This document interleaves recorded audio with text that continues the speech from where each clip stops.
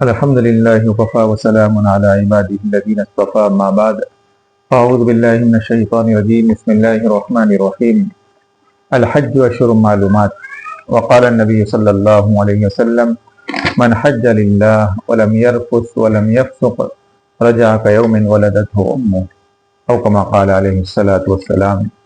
معزز سامعین کرام، الحمدللہ حجاج کرام کے قافلے حرمین شریفین کی طرف رواں دواں ہیں۔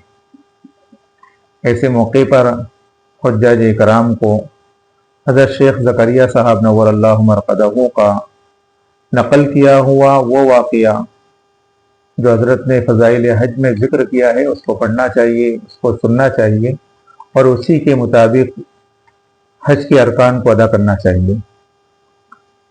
حضرت شیخ نور اللہ مرقدہ نے حضرت شبلی رحمۃ اللہ علیہ کا واقعہ نقل کیا ہے، جس میں حضرت شبلی رحمۃ اللہ علیہ نے اپنے شاگرد کو کچھ نصیحتیں کی ہر رکن کے ساتھ۔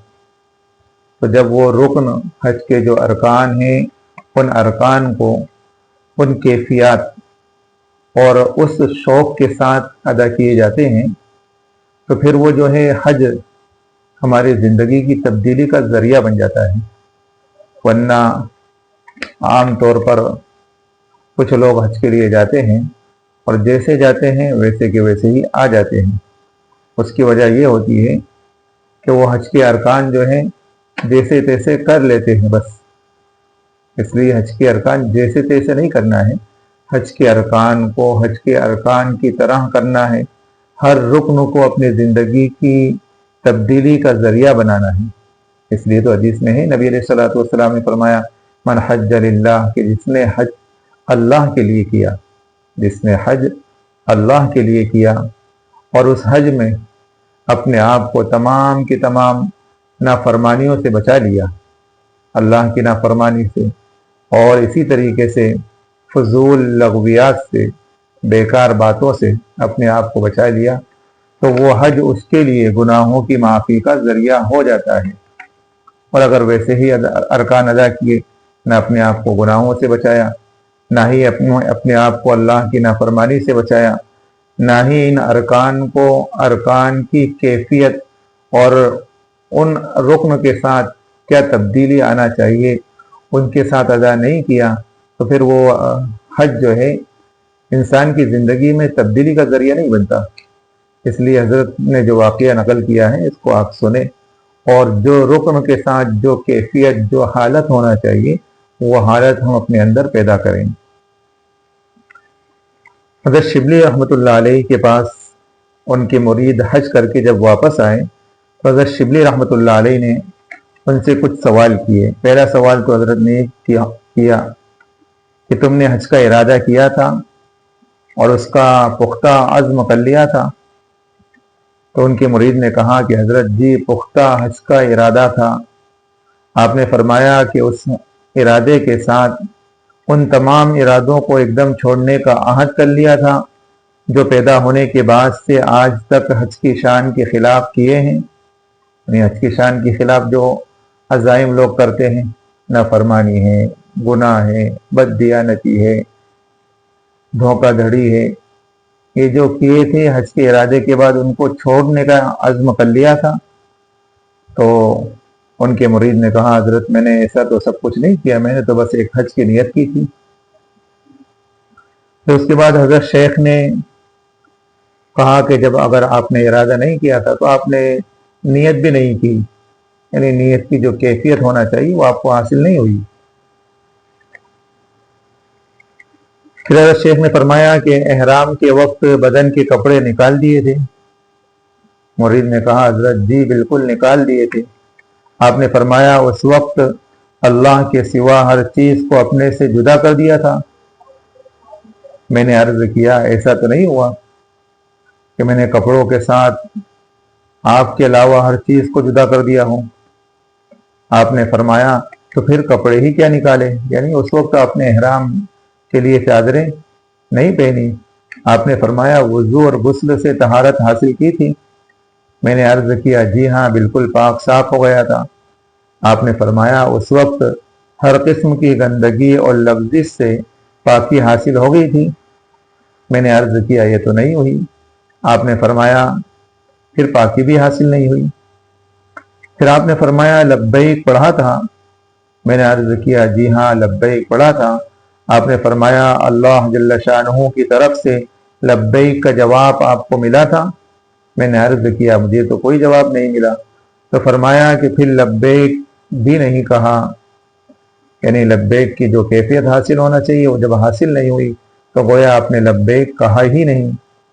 پھر فرمایا حرم محترم میں داخل ہوئے تھے؟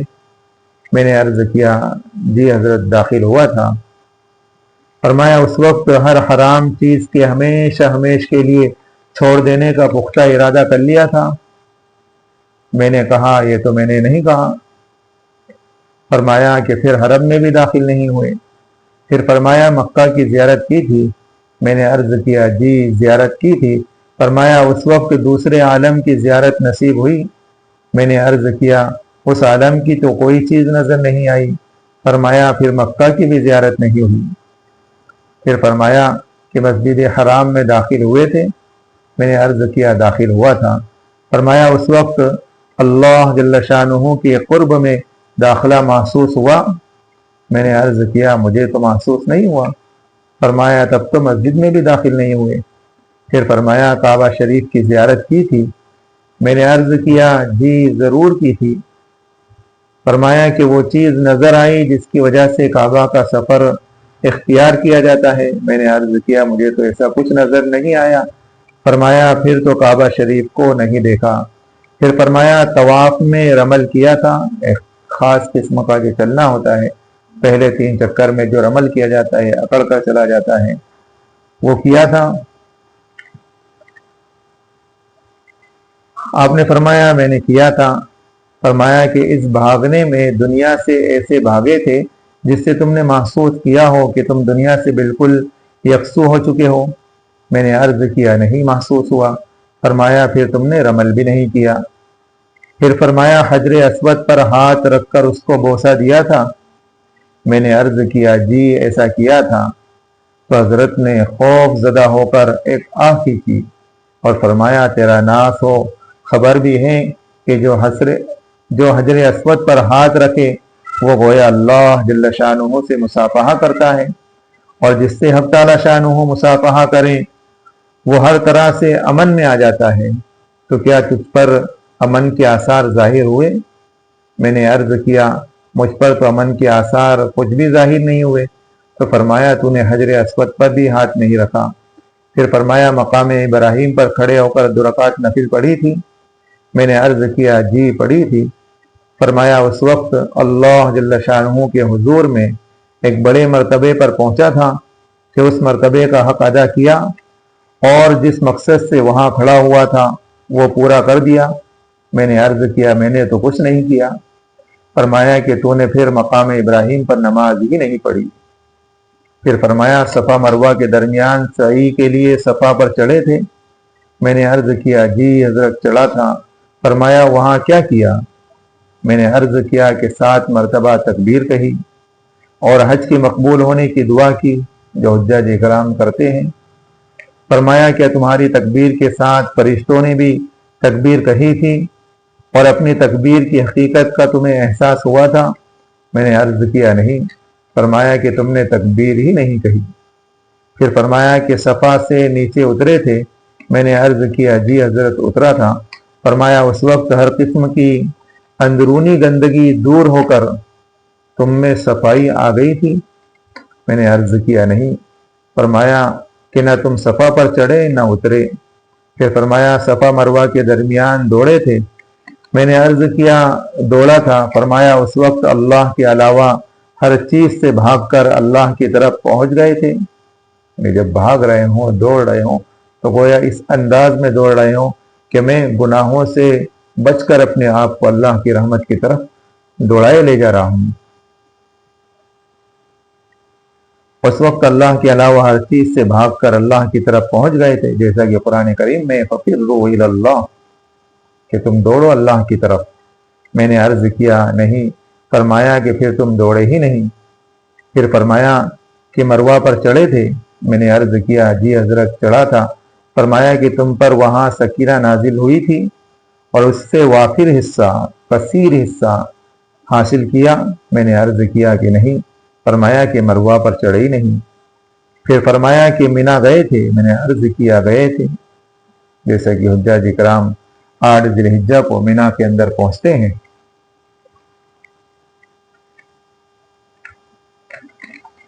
فرمایا کہ وہاں اللہ سے ایسی امیدیں بن گئی تھیں جو معاصی کے حال کے ساتھ نہ ہوں، گناہوں کے حال کے ساتھ نہ ہوں۔ میں نے عرض کیا کہ نہ ہو سکتی۔ فرمایا کہ مینا ہی نہیں گئے۔ پھر فرمایا کہ مسجد خیف جو مینا کے اندر ہے اس میں داخل ہوئے تھے؟ میں نے عرض کیا حضرت داخل ہوا تھا۔ فرمایا کہ اس وقت اللہ کے خوف کا اس قدر غلبہ ہو گیا تھا جو اس وقت کے علاوہ نہ ہوا ہو؟ میں نے عرض کیا کہ نہیں۔ فرمایا کہ پھر مسجد خیف میں داخل ہی نہیں ہوئے۔ پھر فرمایا کہ عرفات کے میدان میں پہنچے تھے؟ میں نے عرض کیا جی حاضر ہوا تھا۔ فرمایا وہاں اس چیز کو پہچان لیا کہ دنیا میں کیوں آئے ہو اور کیا کر رہے ہو اور اب کہاں جانے کا ارادہ ہے؟ دنیا میں کیوں آئے ہو، کیا کر رہے ہو، کہاں جانے کا ارادہ ہے، اور ان حالات پر متنبع کرنے والی چیز کو پہچان لیا تھا؟ میں نے عرض کیا کہ نہیں۔ فرمایا کہ پھر تو عرفات بھی نہیں گئے۔ پھر فرمایا کہ مزدلفہ گئے تھے؟ میں نے عرض کیا گیا تھا۔ فرمایا کہ وہاں اللہ جل شانہ کا ایسا ذکر کیا تھا جو اس کے ماں سوا کو دل سے بھلا دے، جس کی طرف قرآن کریم میں ہے فاذکروا اللہ عند المشعر الحرام۔ میں نے عرض کیا ایسا تو نہیں ہوا۔ فرمایا کہ پھر مزدلفہ پہنچے ہی نہیں۔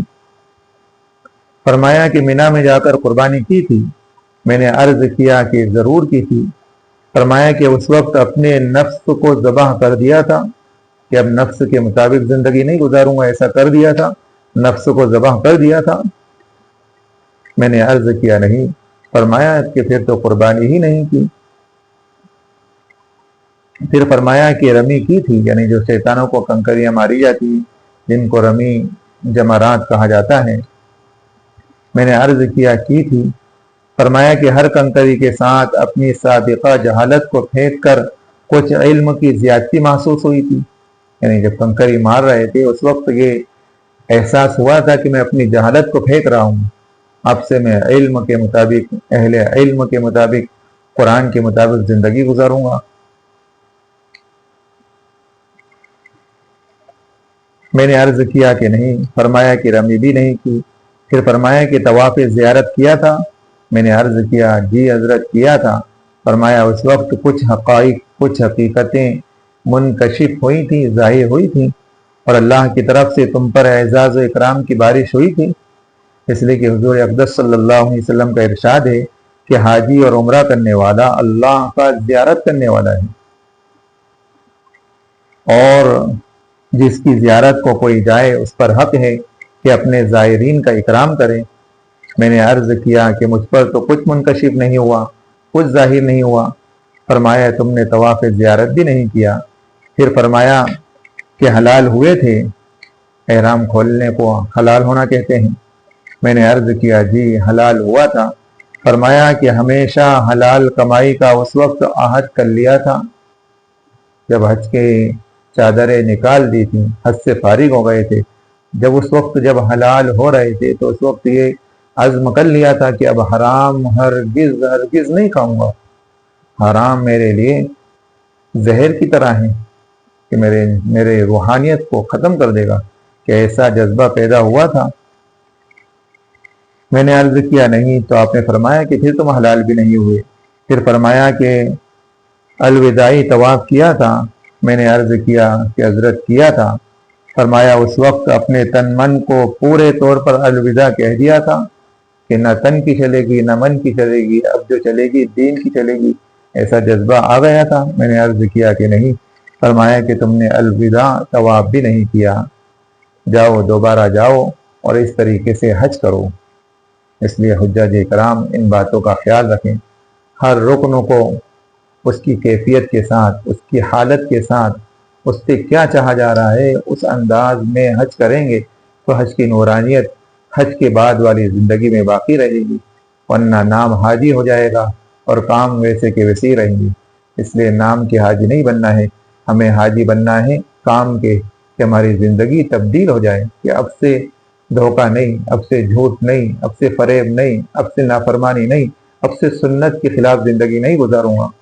یہ عزم کریں، اللہ تعالیٰ عمل کی توفیق نصیب فرمائیں۔